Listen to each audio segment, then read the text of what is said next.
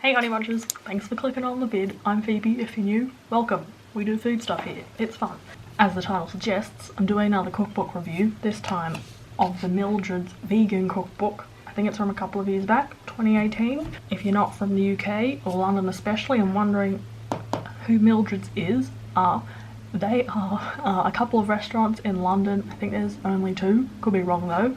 The first one at least popped up in the 80s, one of the first vegetarian restaurants on the scene. I was lucky enough to go to the Soho one twice in 2017 when I was in London and surrounds with my mum, and goodness gracious, their food is so good. We both agreed, some of the best food we've ever tasted. The flavour is chock full and it's really homey as well and just really well done. Hence we went there twice. I think we also went there twice because, you know, when you've been away for a while and you kind of can't be bothered to do something that's new at the end of a long day, and you are craving like a smidge of I can't say the word, smidge of sameness, so you eat at the same place. That's what we did. Similar to the previous cookbook review I did of Smith & Deli and the Smith & Daughters restaurant vibe, when I went to Mildred's, I did feel quite intimidated by the sophistication of the joint. I said something really stupid on our second visit, I think.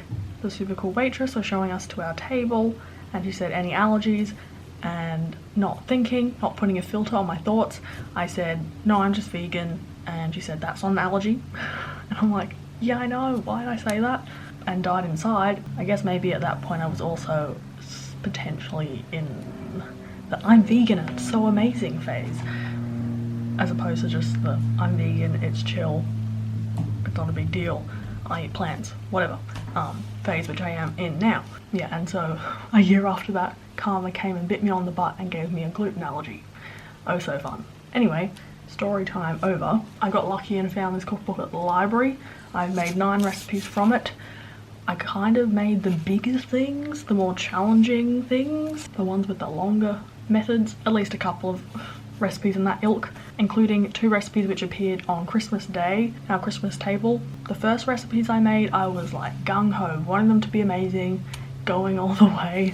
As you can imagine, they cook, I think, kind of seasonally and also with a UK array of ingredients on hand, and so a lot of them I wasn't familiar with them, so I, for the first couple of recipes, went to a Asian supermarket like half an hour away to get a special type of tofu and a special type of coconut to make the recipes. But soon after making those first couple of recipes, my enthusiasm for following them to a T went downhill because they didn't work out so well.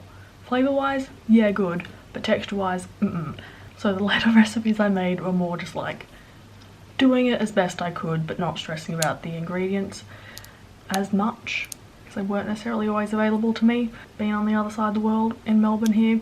And as you may be able to smell from my lack of enthusiasm, I didn't really have that many successes with this cookbook. And would I recommend it? Well, stay tuned, but you can guess. I'm not dissing the restaurants, I think they're amazing, but especially for me who live outside the UK, don't have access to the ingredients.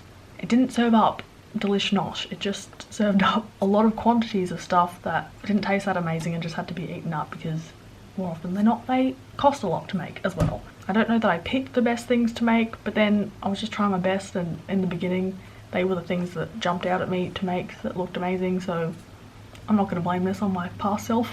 But hopefully you can still get something out of this, Honey Bunches. So I'll pass over to voiceover Phoebe to take you through the 9 things I made from Mildred's vegan.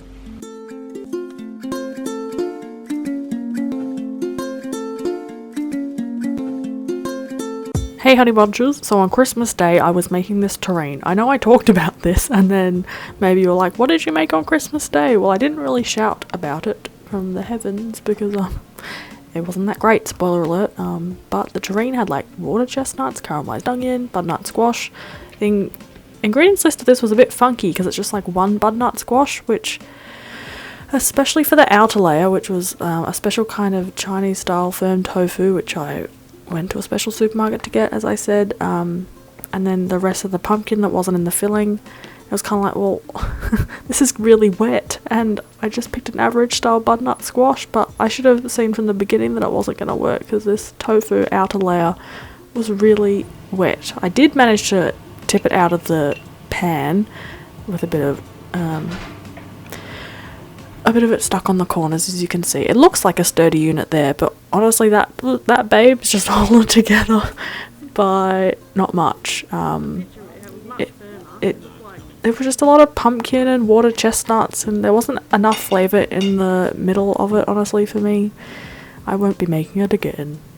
Very sad. I prefer the hot for food Thanksgiving loaf as a, like, vegetarian roasty thing. That would be my fave. So, this lemon passion fruit mousse cake looked incredible and airy and moussey in the pic. I made my sponge from the tiramisu recipe in my second book for the base, because its sponge recipe it wasn't gluten free. The creamy layer had like agar. I perhaps put a bit too much in it, and then I had like cream coconut and just lots of different forms of coconut.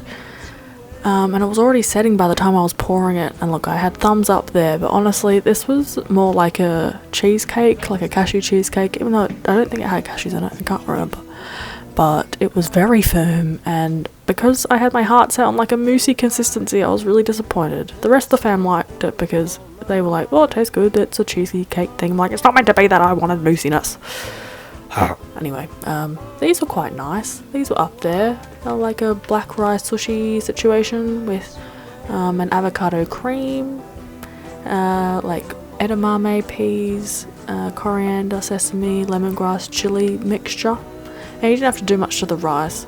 You just press that into the sheet, rolled it up.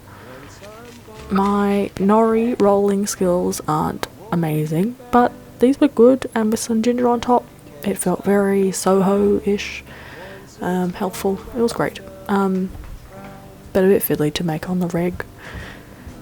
I made a couple of salads. This grilled courgette with this like almond, olive, pine nutty pesto. All of the salady things had a bit too much onion for my liking, but perhaps I just picked too large an onion. Grilled courgette. That's actually quite nice when cooked that way. And yeah, it was meant to have like a cheesy thing made out of soya labneh, but maybe soy yogurt. We don't really have good soy yogurt here, so that just wasn't gonna work. Another salad I made was pineapple salsa. You grilled the pineapple. If you've never done that, you definitely should. I mean, it's kind of like pineapple on pizza, that similar thing. See, way too much onion. I mean, Phoebe, just go easy. You grilled that, and it sort of caramelizes a bit, and then tossed it with the herbs. It was really nice. Had like coriander and onion and chili. It'd be good on like a more barbecue-y spread. I think we had all these salads together, and it was just a bit too much onion, a bit too much chopped food, but it was incredible. This Esme salad had like tomatoes, capsicum, pomegranate, parsley. This was probably my favourite one. It was really nice. It was like a festive salsa. You can see them all there. And I put some of the almond pesto on like a piece of bread with some vegan bocconcini. That was a good way to have it. And I also used it on some hummus. And my mum took that to a family friend shindig, and that went down a treat. So yeah. Okay, this was one of my, if not the favourite thing I cooked from the cookbook. Potato dumplings. I've seen these around a bit. I think there must be a German version as well. It's just potatoes. Look at that. A waxy yellow variety, potato flour and salt. I think if I made them again, I'd put like some dill in them because they could have a bit more flavour, and probably I'd put way more salt. Then you make little like thumbprint biscuits out of them and boil them. They're not as firm as gnocchi, so they do get quite starchy quite quick. I would recommend cooking them from fresh, not frozen, because when I did from frozen they went a bit gluggy, but they taste less starchy and gluttonous than they look. And I made my beef bourguignon, which is on my blog, so French and Polish, bit of a mush of European cuisines there, but they were delicious. And I think there's a German version, did I already say that I want to try? Yeah. Okay, this, I just sort of took the recipe as an inspiration. I swapped the freekeh for brown rice. I added in some red pepper pesto, because why not? And I couldn't find the right peppers, so I just used small ones. And I topped it with more of this vegan bocconcini, because why not? It was quite nice. It had like cinnamon, cumin, paprika, coriander flavours going on. I don't know, I don't go that crazy for stuffed capsicums. They just seem to be only so good. But yeah, and the last thing I made were these like seitani Turkish meaty flatbreads. Seitan has gluten in it, so I swapped it for Gardein vegan mince, and similar to the stuffed capsicum, it had like cinnamon, paprika, cumin, coriander. They were okay, but I overcooked them, and yeah, I've had something similar in the past, so it wasn't my fave, but still good, nothing was terrible. So having listened to my tone in that and my reviews, you can probably guess I wouldn't recommend this cookbook, even though I really want to, because their food at their restaurants is mind-blowingly good. If you want a great vegan cookbook that you're going to cook from a lot of the time and have success every time, then I don't really think that's the cookbook. This is the cookbook for you. But yeah, if you are in London, do go to their restaurants, because in my view, they're a different story. One recipe I was really bummed didn't work out because the flavours, I just thought that'd be so good if it worked, was the mango passion fruit mousse cake. It wasn't moussey as you saw, but if it was like a soft, airy, moussey, spongy cake, I think that'd be amazing. And so I have recently made a cake that was moussey and mango-y and passion fruity, but it needed to be a bit sweeter and have a few tweaks. So I will make that again once we've eaten up. We've got a lot of food in the fridge. Now's not the time to be making a large mousse cake again. But in the next couple of weeks I will try to whip it up in the best form it can be, and I'll add that to the blog, so stay tuned for that. It tasted pretty darn good, even though it wasn't perfect. But yeah, thank you for watching this video, honey bunches. I hope you got something out of it, and yeah, see you soon. Hope you're having a good day.